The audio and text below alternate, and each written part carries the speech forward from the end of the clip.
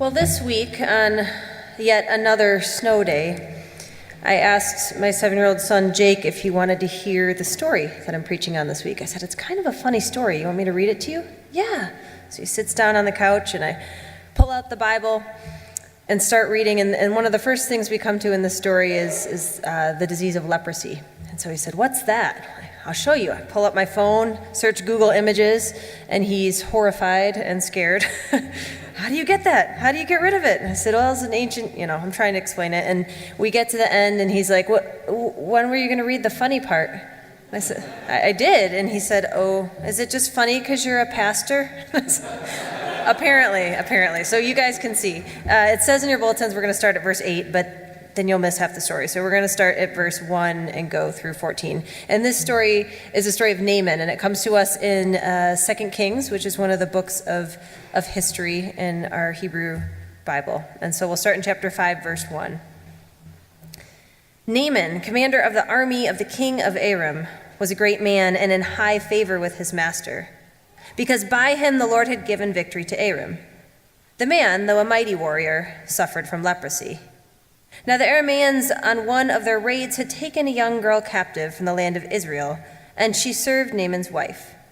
She said to her mistress, if only my lord were with the prophet who is in Samaria, he would cure him of his leprosy. So Naaman went in and told his lord just what the girl from the land of Israel had said. And the king of Aram said, go then, and I will send along a letter to the king of Israel. Well, he went, taking with him 10 talents of silver, 6,000 shekels of gold, and 10 sets of garments.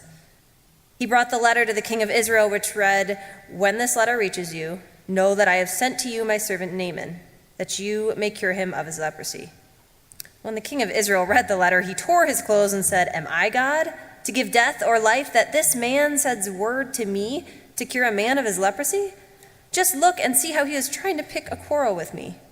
Not quite sure how he read that out of the letter, but nonetheless. When Elisha, the man of God, heard that the king of Israel had torn his clothes, he sent a message to the king. Why have you torn your clothes? Let him come to me, that he may learn that there is a prophet in Israel. So Naaman came with his horses and chariots and halted at the entrance of Elisha's house. Elisha sent a messenger to him, saying, go and wash in the Jordan 7 times, and your flesh shall be restored, and you shall be clean. But Naaman became angry and went away, saying, I thought that he would surely come out and stand and call on the name of the Lord his God, and would wave his hand over the spot and cure the leprosy. Are not Abana and Pharpar, the rivers of Damascus, better than all the waters of Israel? Could I not wash in them and be clean? He turned and went away in a rage. But his servants approached him and said, Father, if the prophet had commanded you to do something difficult, would you not have done it? How much more when all he said to you was wash and be clean? So he went down and immersed himself 7 times in the Jordan, according to the word of the man of God. His flesh was restored, like the flesh of a young boy, and he was clean. No one thinks that's funny? Okay. All right, let's begin in prayer. God, for the stories of wisdom that have been passed on through the centuries, we give you thanks, and we pray that this day you open our ears and humble our hearts to hear them in a new way, that these words that we read and say may change the way that we live our lives. For we ask it in your Son's name. Amen. So in this story, in history, Naaman is a powerful warrior. He's a leader of war. He is very good friends with King Aram. He's beloved by his battalions and his families, and yet he suffers from leprosy, which, if you Google it on your phones, is a horrific-looking dermatological disease, and it plagued the ancient world. They had no cure for it, and they usually wanted to push people with leprosy to the margins so that it didn't get contracted by others. And so after one of his victories, Naaman and his army had taken as part of kind of their plunder a young servant girl who was to be a helper to one of Naaman's wives. And so this young girl said, look, if only your husband would go back to Samaria, I know of a prophet there, and that prophet could cure him of the leprosy. Well, it wasn't a short trip, and the costs were hugely out of network. But Naaman had the means to try, and so he packs what the equivalent of duffel bags of money is, and 10 different sets of clothing, and clothing was a huge commodity in that day and age, so it's another set of values he's bringing with him, and he sets off to Samaria to be healed by this great prophet named Elisha. And when he gets there, he shows up with his horses and his chariots and his gaggle of servants, and Elisha doesn't even come out of the house to greet him. Instead, he sends out a messenger servant to tell Naaman, go and wash yourself in the river Jordan, the muddy river Jordan. And Naaman is livid. He has come all this way. He's brought all this money. He is an important official of King Aram, and Elisha doesn't even have the respect to come out and greet him personally. Shouldn't there be a big show of things? I mean, the text even tells us he's expecting Elisha to wave his hand over the affected area, and there should be some type of show and fireworks and healing power of God. This was not how the trip of healing had been envisioned for Naaman. He should not be getting instructions to go wash in some muddy river from some messenger when he has his own rivers that are much cleaner back in his country. He is angry and his ego is bruised, and he turns to leave to make this multiple-day journey back home. But his servants stop him, and they step up and say, look, if he would have given you something hard to do, you would have done it.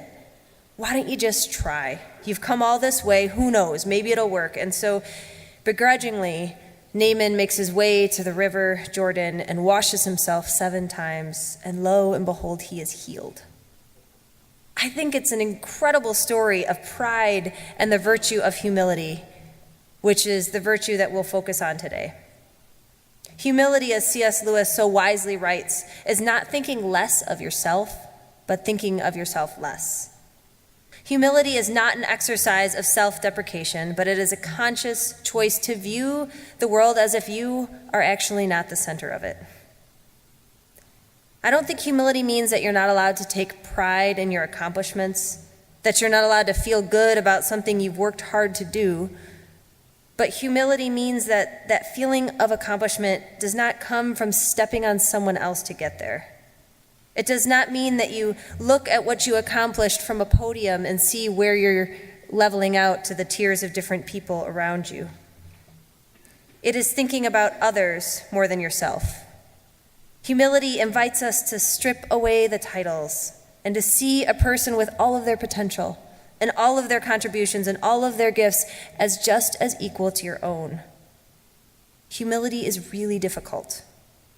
It's that one virtue that if you think you've mastered it, you've actually missed the point entirely. And I believe Naaman has really important lessons to teach us as we engage on this virtue of humility. And if we can follow him and journey with him through this story, I think we can learn from the wisdom of our faithful ancestors. And one of the first lessons he teaches us is that humility requires us to listen to the voices from the margins. I came across this story of a truck in Greensboro, North Carolina. It was making its way through, and there was a 15-foot bridge. And I don't know if the bridge sunk or if the truck just didn't calculate the route correctly, but there was suddenly a horrible sound of metal on metal crunch, and the truck did not make it under the bridge. It became firmly lodged beneath it. When that happens, the roads have to be shut down, the bridge is shut down, and all of the officials come in, the police, the heavy poles, the engineers who are trying to figure out how to get this rig unstuck. And so by the time all of them come in, there's a number of gawkers and passerbys watching the action. They have tried the heavy machinery, they've tried to pull the truck out, and it still won't budge. Well, one of the passerbys is standing watching all this happen, and he's a younger boy, probably still in high school. And he goes and he taps an officer on the shoulder. He said, I was just thinking, what if you let the air out of the tires? Maybe it would go low enough so that you could pull it out. The officer turns and looks at this high school kid and had the choice. She could have said, "Kid, get back to the sidelines and let these people do their work." But she didn't. In humility, she walked to the people with the biggest machinery and suggested this plan. And lo and behold, they let the air out of the tires and that rig got free. In that moment, the officer chose humility. She chose to listen to the voice of the one without any status. And Naaman, in his journey toward humility, is just like that officer. He decides to listen to the voices from the margins. And he doesn't do it perfect, obviously.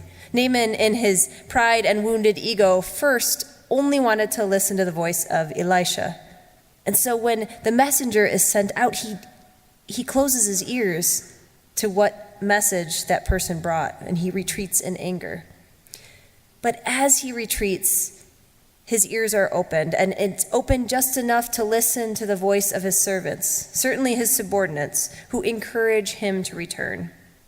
And so he listens and he returns, and in so doing, he makes it to the River Jordan. Think of who you work with, who gathers around your table, who are in your circles of influence. Do those people all have the same titles after their names? Do you all present the same resumes? Are they all the same ages? If the answer is yes to those, I encourage you to make your table bigger. This is one of the things that I think the church does, and the church does very well. And frankly, I think it's one of the few places left in our society that we can do this. It is a place where a community of people can gather, and young and old, who leave their titles and resumes at the door, and everyone's voice has merit, everyone's voice has potential and equal weight. Humility happens when we hear all those voices, especially the powerless, especially the marginalized. They speak infinite wisdom if we will open our ears to hear it. And when we do that, Naaman teaches us this is an exercise in humility. The next part of Naaman's lessons in humility comes from how much this guy stumbles through his story. I mean, this story is one where he plans his steps and then he trips, and the guy basically face plants in the River Jordan. It's not a journey that is well calculated and well executed and goes just as according to plan. And maybe that's why I like it so much. Maybe that's why I think it's funny, because I'm one that stumbles often. Metaphorically and literally, I'm seriously an uncoordinated person, so I get this stumbling. And I remember one Good Friday service, I preached a sermon at First UMC. If you've been here before, a lot of you know that we have these services on Good Friday that we share with First United Methodist and First Baptist. And it was early in my parish pastoral ministry, and I was excited about preaching this Good Friday sermon. I really wanted to hit it out of the park with it, right? And so I take a lot of time to think about it, and I do a lot of research, and I come up with this idea that I can preach it from the viewpoint of the man carrying Jesus' cross. And so the whole sermon was delivered from his point of view. And as I'm giving it, I'm looking out and nobody's sleeping, which is awesome as a preacher. It's like your first thing that maybe I've got this. Maybe I'm really connecting. Like maybe this sermon is good. And so I'm feeling good about it, and I'm coming down off the pulpit and I trip. And the pulpit at First UMC is not like this. Like if I tripped on this, I could kind of save grace. Their pulpit is completely open. And so when I trip, my heel comes off, and there's this collective from the congregation, which is not really what I was going for in my sermon. And I am beat red, and I sit down in the chair just wishing that there was some trap door underneath it that I could disappear. I was so incredibly embarrassed. I had to learn a lot that day from stumbling off the pulpit. That it wasn't about me or the delivery or the craft of the sermon. It's not about what lens I could take on a scripture despite how hard I worked on it. For me, it took stumbling and losing my shoe to acknowledge that I'd bulldozed humility in my quest for the perfect Good Friday sermon. And in the end, the sermon may have taught something to someone, but stumbling off the pulpit that day taught me something far greater. For Naaman and his journey toward humility, he did not have a direct or sure-footed way either. To begin with, he packed all the wrong things. He packed bags of money, fancy outfits, a letter of endorsement from someone with power.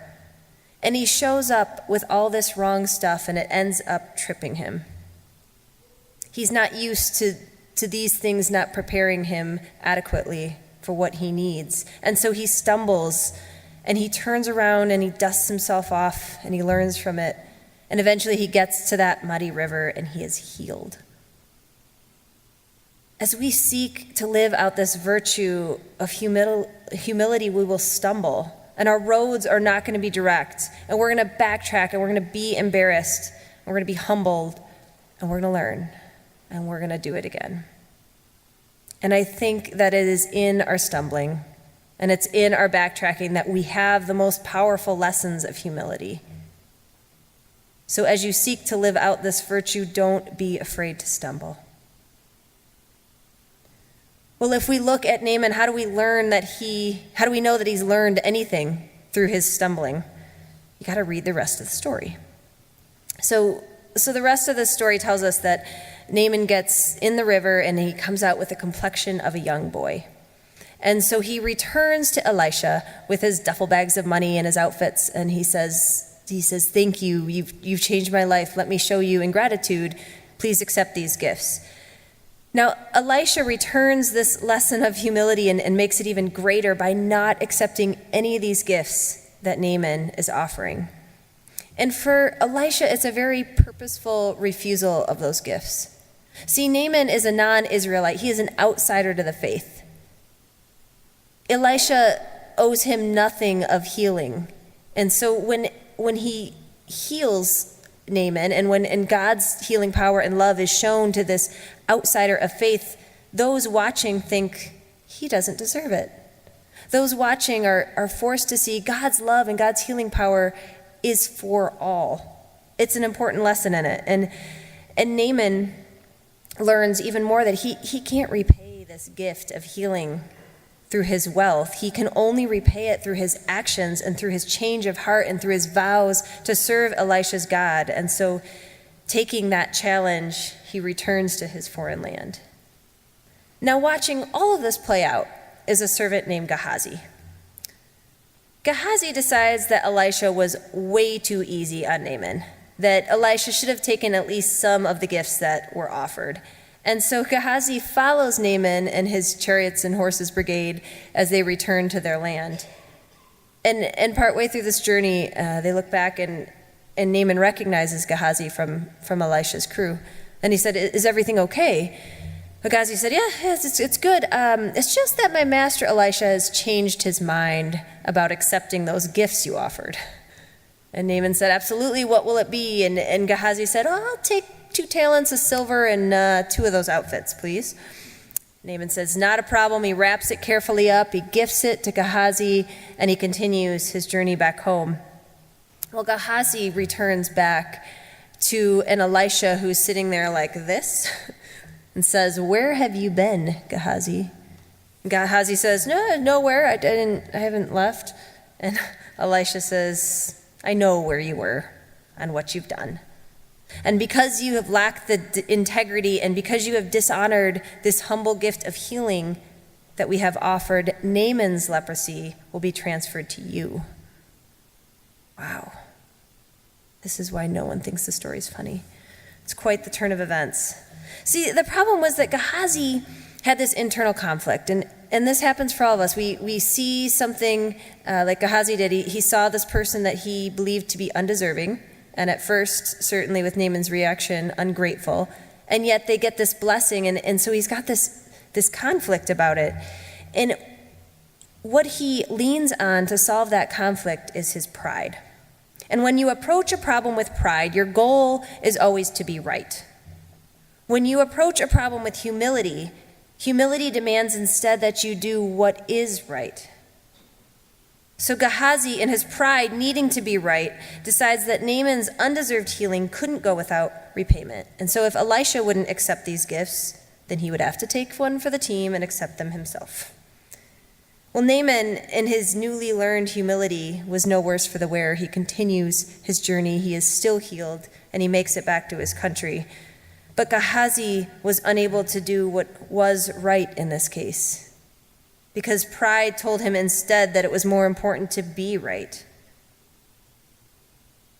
The end of this story tells us how dangerous the results of pride are compared to the results of humility. Again, humility will demand that you do what is right, while pride will demand that you are right. Humility strips the ego from the problem and drives toward the end goal, and the end goal is always healing and wholeness and faith. The end goal is never ego and who deserves what and why. As we stumble along in our desire to live out this virtue of humility, let's approach every conflict with humility instead of pride. Last week, Bob preached on integrity, and in it he spoke of the early founding of this church, of the integrity of those first founders. It was a long time ago, since 1847, when we have split off to be Congregationalists. We see the church world of our landscape have split off into many denominations. And in those denominations, even so, there are factions. I think there's a lesson as we seek to be this kind of church that lives out this virtue of humility. While pride may demand that we are right, that pride may teach us that we have to claim the right theology, the right polity, the right kind of worship, that we say we have it figured out. Humility demands exactly the opposite. Humility demands that we do what is right. And our founders set out with that humility, and I believe that we're going to continue to follow in their footsteps, even if we stumble. And so as we continue to be the First Congregational Church of Ann Arbor, and as you wonderful people who are joining us in this journey will find out, we're always seeking to do what is right. It is never our task to compare ourselves or to put ourselves on a podium, whether we're a church or a denomination or individuals, but it is always our task to live out the challenge of the prophet Micah, who commanded us that we do justice, that we love kindness, that we walk or stumble humbly with our God. So friends, may you go out from this place this week walking, stumbling, even face planting in the River Jordan as you seek to live out the virtue of humility in a world that is built on titles and tiers. Listen to the voices from the margins. Pick yourself up when you stumble. Learn from the scrapes that you receive, and always choose what is right over being right.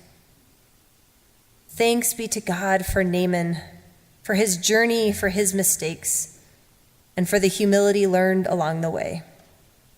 May it be so on our journeys as well. Amen.